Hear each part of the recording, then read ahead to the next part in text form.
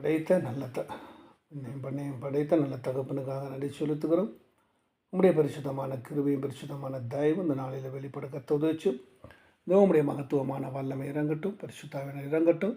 நாளையில் இந்த ஃபோன் வழியாக கேட்குற இந்த தெய்வ வார்த்தைகளையும் ஆண்டவரே இந்த ஜெபத்தையும் பார்க்குறோம். ஒரு குடும்ப பிள்ளைகளுடைய இருதயமும் ஆசீர்வதிக்கட்டும். வேதம் சொல்லுகிறது நீதிமொழி 21:31 குதிரைகள் பந்தயத்துக்கு ஆயத்தமாக இருந்தாலும் ஜெயமோ கர்த்தரால் வரும் என்று சொல்லுகிறார். இன்றைக்கி நிறைய குதிரைகளை ஆயத்தப்படுத்துவார்கள், குதிரைகள் பந்தயத்துக்கு ஆயத்தப்படுத்துவார்கள். ரேஸ் கோர்ஸ்லலாம் பார்க்கும் பொழுது குதிரைகளை ப்ராக்டிஸ் பண்ணுவார்கள். அது ஓடி அது நல்ல உணவு கொடுத்து அது நல்ல பலன் கொடுத்து அதுக்கு இப்படி தான் ஓடணும், இப்படி தான் அதை எல்லாத்துக்கும் கயிறு தாண்டணும் என்று சொல்லி அதுக்கு நல்ல உணவு கொடுத்து ப்ராக்டிஸ் பண்ணுவாங்க. அப்பொழுது அந்த இடத்துல ஒரு பந்தயம் வைக்கும் பொழுது அது எந்த குதிரை பந்தயத்தில் முந்தி கொள்ளுகிறதோ அந்த குதிரைக்கு பரிசை கொடுப்பார்கள். அந்த குதிரை எப்படியாவது தன் பலனை கொடுத்து எப்படியாவது தன் எஜமானுக்கு நான் ஓடி ஜெயிக்கணும் என்று சொல்லி தன்னுடைய முயற்சி எடுக்கும். வெற்றி ஆகணும், நான் ஜெயம் எடுக்கணும், நான் இந்த இடத்துல பரிசு வாங்கணும் என்று சொல்லி அவைகளை ஓடி ஜெயித்து அந்த எஜமானுக்கு சந்தோஷத்தை கொடுக்கிறது. சந்தோஷப்படுத்துறது. பரவாயில்லடா, நான் வளர்த்தின குதிரை சரியாக இருக்குது, நான் பார்த்த குதிரை நல்லா இருக்குது, எந்த ஒரு குறையில்லாமல் எந்த ஒரு தடையில்லாமல் நல்லபடியாக ஓடி ஜெயித்து இன்றைக்கி எனக்கு வெற்றியை தரும்படி செய்தது அப்படின்னு சொல்லி அந்த குதிரையை தன்னுடைய எஜமான் பாராட்டுவான்.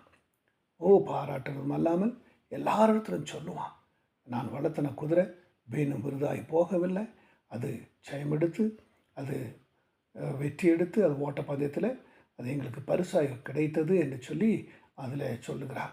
பேப்பரில் போடுவான், டிவியில் போடுவான், யூடியூப்பில் போடுவான், வாட்ஸ்அப்பில் போடுவான், எல்லாருக்கும் தெரியணும் என்று சொல்லி. ஏனென்றால் அந்த ஜெயித்த குதிரையை புகழணுமே, மேன்மைப்படுத்தணுமே, அது நல்ல குதிரை, அது நல்ல விலைக்கு போகும் என்ற அந்த ஒரு காரியத்தில் வெளிப்படுத்துகிற காண முடியும். சாதாரண ஒரு மனுஷன் ஒரு குதிரைக்காக இவ்வளோ முயற்சி செய்து அந்த குதிரையை வெற்றி பெறும்படி செய்யும் பொழுது நம்மளை உருவாக்கின, நம்மளை உண்டாக்கின, நம்மளை பராமரித்த கர்த்தர் இந்த நாள் நம்மளை பார்த்து சொல்லுகிறார், நாமும் ஜெயம் எடுக்க வேண்டும். அதற்கு அவர் முயற்சி தருகிறார், அவர் பயிற்சி வைக்கிறார், அவர் நமக்கு ஞானத்தை கொடுக்கிறார், அறிவு தெளிவை கொடுக்கிறார். எப்படி தேவ சமூகத்தில் ஓடணும், எப்படி தேவ சமூகத்தில் ஜெயிக்கணும், எப்படி தேவ சமூகத்தில் ஜெயித்து வாழணும் என்று சொல்லி வேத வசனத்தின் மூலியமாக நம்ம கற்றுக் கொடுக்கிறார். பரிசுத்த வார்த்தைகளை கொடுத்து கற்றுக் கொடுக்கிறார். அவருடைய வாழ்க்கையை குறித்து கற்றுக் கொடுக்கிறார். இப்படி தான் ஜெபிக்கணும், இப்படி தான் துதிக்கணும், இப்படி தான் வேதம் வாசிக்கணும், இப்படி தான் தெய்வ சமூகத்தில் இருக்கணும் என்று சொல்லி நம்ம கற்றுக் கொடுக்கிறார். வேதம் சொல்லுகிறது, ஜெயம் கொள்ளுகிறவன் சகலத்தின் சாதிப்பான். இதோ வேதம் சொல்ல 1 யோவான் 5:4-5 சொல்லுகிறது, இதோ குதிரை தெய்வன் சொல்லு தெய்வனால் பிறப்பதெல்லாம் உலகத்தை ஜெயிக்கும். அப்போ தெய்வனுக்குள் பிறப்பதெல்லாம் உலகத்தை ஜெயிக்கும் என்று சொல்லுகிறார். அதே தெய்வனாகிய கர்த்தர் சொல்லுகிறார், இப்படியாய் நம்மளை பார்த்து சொல்ல, ஜெயங்கொண்டு முடிவு பரியந்தம் என் கிரைகளை கை கொள்ளுகிறவனா எவனோ அவனுக்கு நான் என் பிதாவின் இடத்தில் அதிகாரம் பெற்றது போல அப்படின்னு சொல்கிறார். வெளிப்படுத்தல 1:26. அப்போ ஜெயம் கொண்டு முடிவு பரியந்தம் அப்படின்னு சொல்லிட்டார். அப்போ முடிவு பரியந்தம் மட்டும் நாம் ஜெயம் கொள்ள வேண்டுமா இருந்தால் கர்த்தரை மாத்திரம் தொழுது கொள்ள வேண்டும், அவருடைய விருப்பத்தை மாத்திரம் தொழுது கொள்ள வேண்டும், அவருடைய விருப்பத்தை அறிந்து கொள்ள வேண்டும்.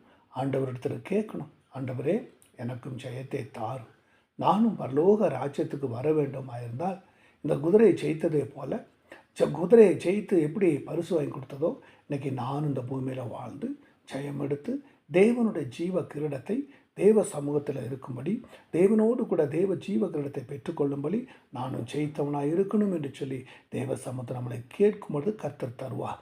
ஜெயம் கொள்கிறவன் முடிவு பரியந்தமே என்று சொல்லுகிறார். முடிவு பரியந்த மட்டும் ஜெயம் கொள்ள வேண்டும், முடிவு பரியந்த மட்டும் நிலைத்திருக்க வேண்டும், அவரை பற்றி கொண்டிருக்க வேண்டும், அவரை சார்ந்து கொண்டிருக்க வேண்டும், அவரை உறுதியாக இருக்கணும். அவர்தான் தெய்வன், அவர்கிட்ட தான் பரலோக நிச்சயிக்கப்பட்டு பரலோகத்துக்கு போக முடியுன்ற உறுதி நமக்குள்ளே வர வேண்டும். அந்த தெய்வ சமூகங்களை கொடுங்க, கர்த்தர்களை ஆசீர்வதிப்பார். இதை கேட்கிற ஒவ்வொரு பிள்ளையும் கர்த்தர் ஆசீர்வதி தாங்கும் பலப்படுத்துகிற தச்சுகிற மீட்பு நாம் திருச்சி நல்ல கர்த்தாவே. ஆமேன், ஆமேன், ஆமேன், ஆமேன்.